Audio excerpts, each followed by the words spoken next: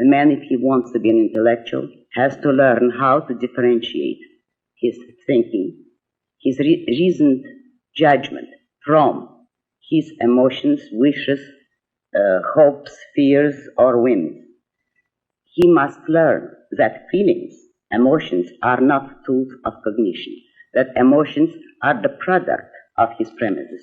They are not a guide to reality. They are not a form of knowledge and perception.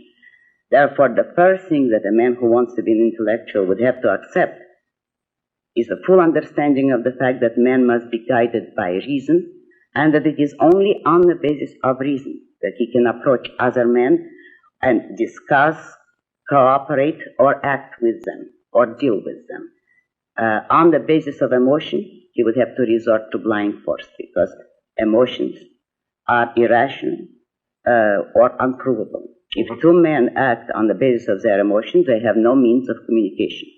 When emotions are put in their proper place, which means as the consequence of reason, not as the leader of reason, then men have a common vocabulary, they have a common means of understanding, and a common frame of reference and arbiter, which is reality.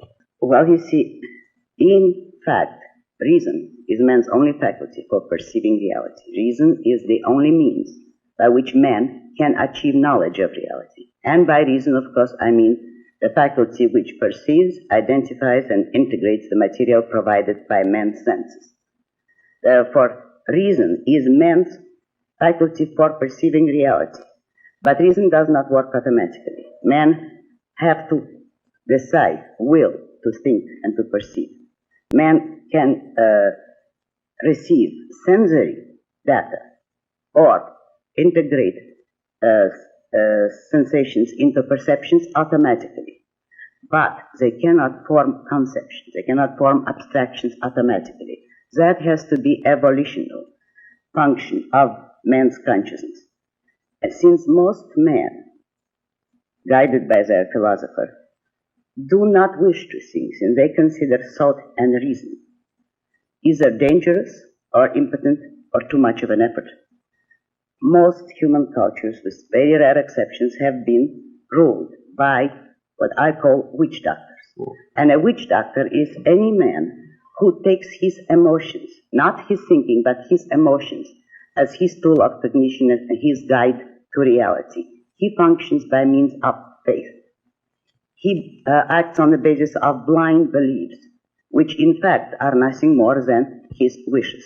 He is guided by his wishes, by his whims, which he takes as a guide to reality. No matter on what level of culture you observe him, that type of man is a witch doctor in the sense of his psychoepistemology, of the way he uses his mind. And since he has to deal with other men, since on the ground of emotions no one can deal with reality nor with people, the natural ally of the witch doctor will always be the type I call Attila. That is the primitive, savage, tribal chief, the man who acts only on the range of the moment, on his immediate sensory perceptions, who is contemptuous of and refuses to consider ideas, principles, or abstractions, and whose way of dealing with reality and with other men is by means of brute force.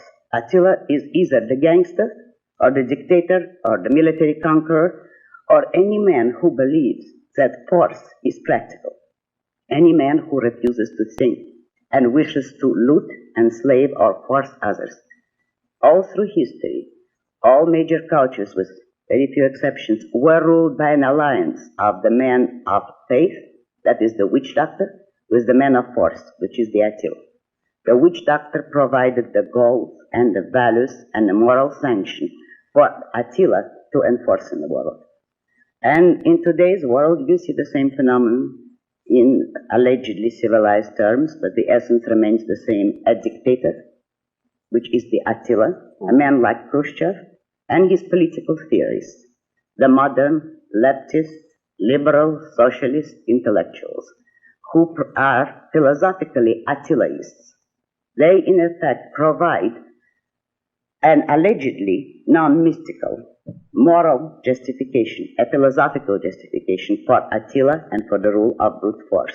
I call them the neo-mystics, because they are as much against the validity of reason as were the original jungle witch doctors. A motivating force is dread of physical reality, since it is a man who holds his emotions above reality, who in any conflict between his feelings and the facts of reality will select his feelings and will abandon reality or deny it. He cannot deal with reality at all. And his mysticism is a form of escape from the necessity to deal with reality or with facts. Therefore, he needs Attila as a protector.